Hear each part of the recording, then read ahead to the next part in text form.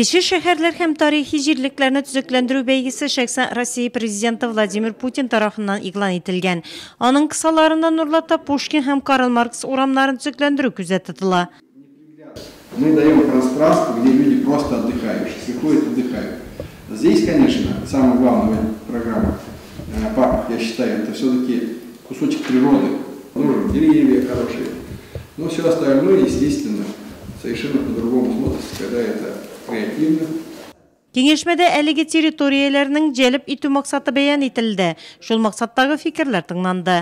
Шунда ук спорт паркы проекты презентацияләнде. Конкурска елгасы агымын үзгәртеп, биредә иҗтимагый киңлек булдыру һәм нурлатлылар өчен уңайлы ял урыны торгызу буенча проект тәкъдим ителде.